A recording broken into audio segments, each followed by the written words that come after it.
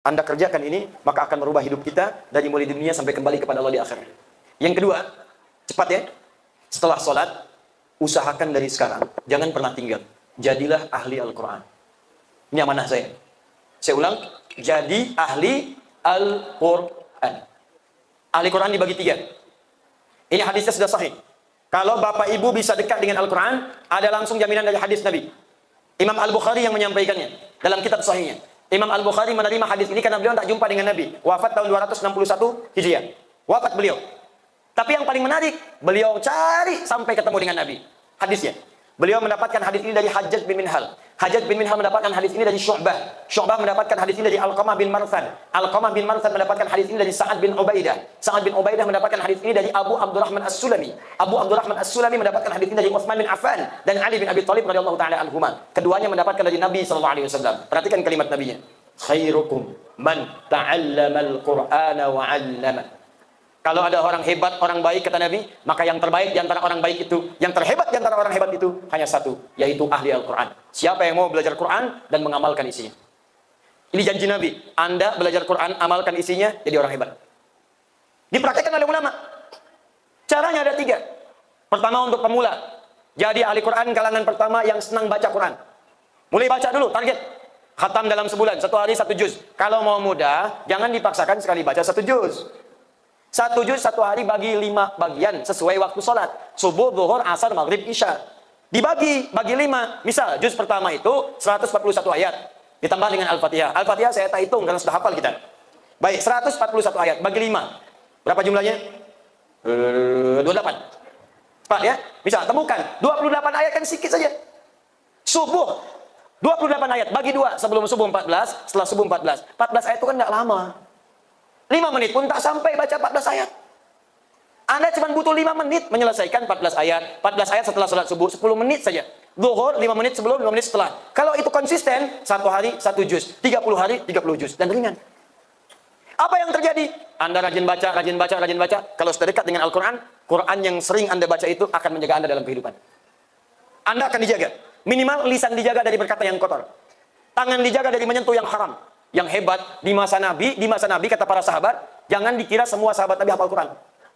Ada di antara mereka yang cuma hafal 1 surah, 2 surah, surah yang dihafal itu Al-Baqarah, Ali Imran, seterusnya. Bisa.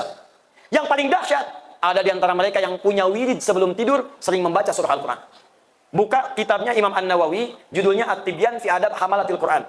Halamannya halaman 52, terbitan Darun Nafais warna kuning, paling kanan sebelah bawah. Ada judulnya Wirid Al-Quran sebelum tidur. Ini sahabat-sahabat Nabi itu punya surat khusus. Ada yang baca Al-Mulk sebelum tidur.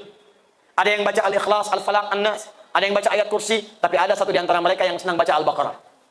Saking dekatnya dengan Al-Baqarah, tidak pernah tidur kecuali baca Al-Baqarah terlebih dahulu.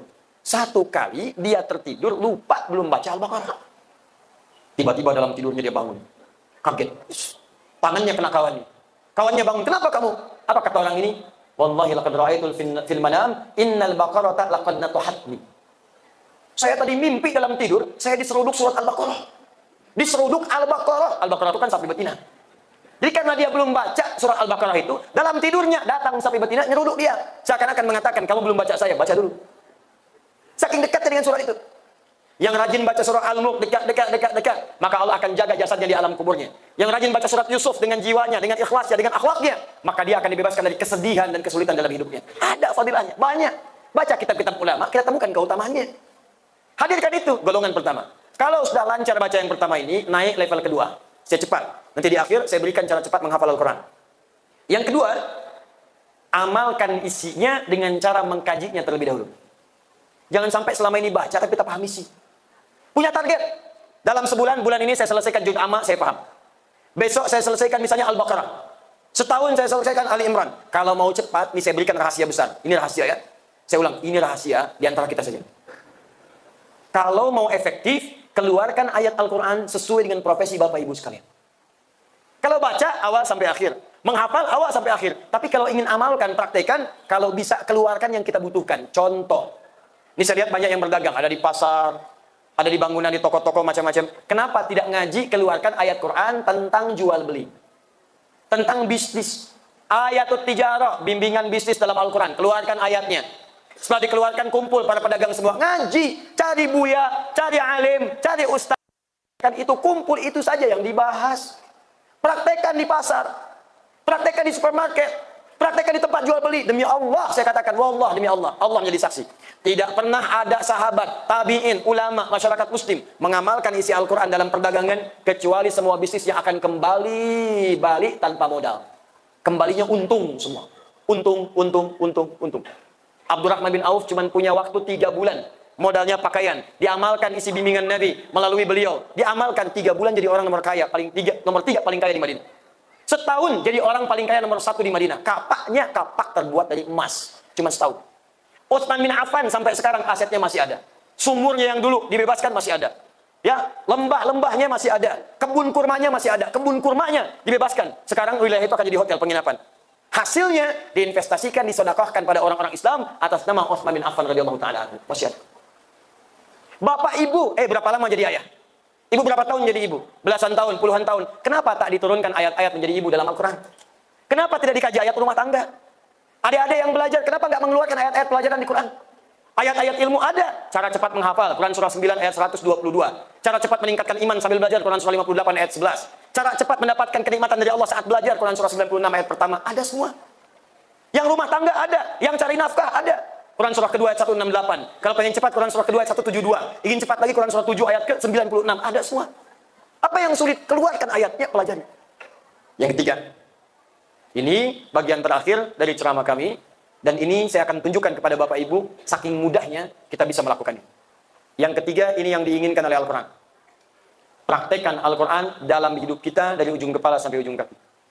Jadilah ahli Quran. Hafalkan Qurannya. Bukan sekedar dihafal, tapi supaya ayat yang sudah kita hafalkan itu langsung membimbing aktivitas kita dalam hidup.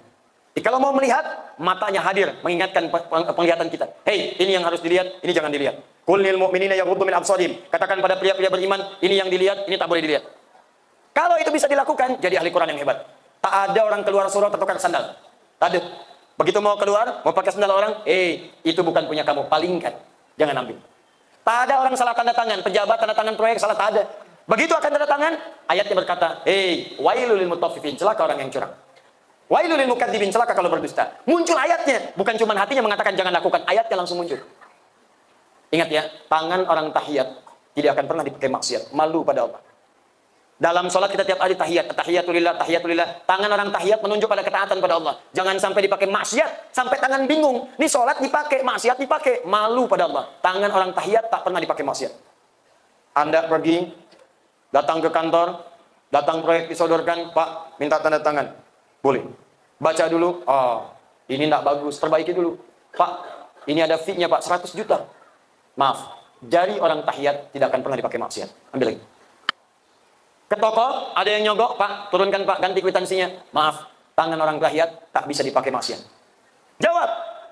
Tapi ditambahlah Pak, 200 juta. Awal istighfar dulu ya. Tak bisa dipakai maksiat dan tak ada istighfar dalam maksiat. Paham? Yang terakhir adalah ajakan Al-Quran untuk menghafalkan Qurannya. Dan hafalan ini dijadikan sebagai bimbingan hidup, bukan sekedar dipakai untuk sholat atau bacaan biasa. Itu boleh dan pahalanya ada. Cuma sayang nanti manfaatnya tak dapat.